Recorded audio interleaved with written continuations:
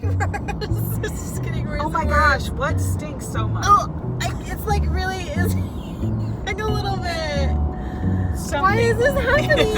So and then bad. rolling the window down doesn't help at all. It smells. Makes it worse.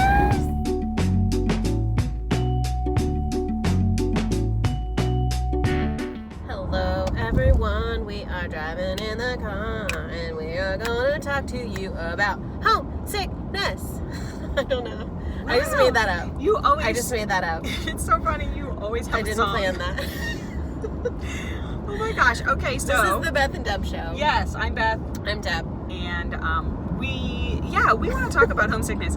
And I think this applies to a lot of different situations, but specifically with our student athletes, we want to talk about homesickness because I think it might happen maybe a little bit more for our student athletes, maybe for college students, but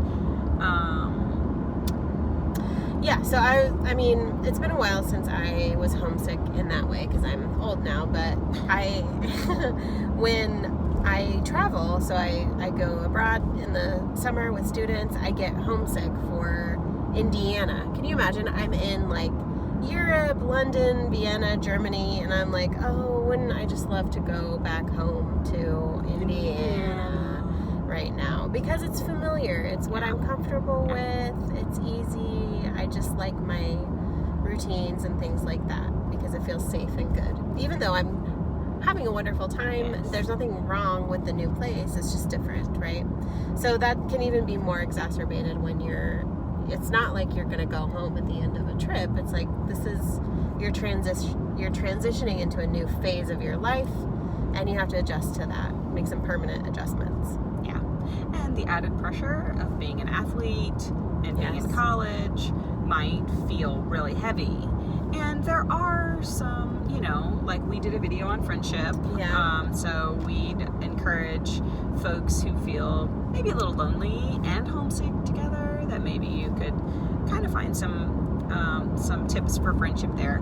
But one other thing that I like to run parallel to homesickness is almost like the grieving process, because you really are kind of grieving your old life, the comfort of being at home or the comfort of, not having to wake up at 6 to lift or to go to practice or to be around that one teammate that just drives you bonkers or the dynamics of the teammate or the one coach who always seems to say this or that. Yeah. So I think it's almost the same process of sort of denial and anger and bargaining and like moving through a really similar process. Yeah, feeling like I can't do this. I should just quit and go back to where it's easy, but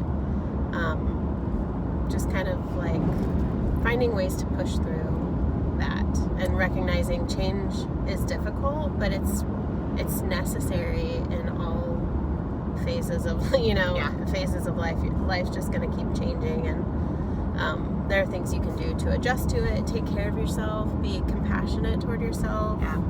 Don't just acknowledge that this is a hard thing that you're going through and try to take care of yourself in the best way you can. Yeah, I think it's normal to feel homesick, when you're in a new place or even if it's been a while and now you're suddenly starting, you've been here for a few months and now you're homesick. What's that about, Yeah, like maybe it was fun at first because it was new and different, but now you're like, ugh. Yeah, and I think that self-compassion piece is really important, that it, you kind of give yourself a little bit of room to feel sad or angry that you don't have Panera in your town.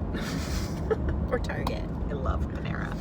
So, so those are just a few things for helping with homesickness if that's something that you're struggling with. So, all right, let us know if you have questions or follow us, subscribe to our channel.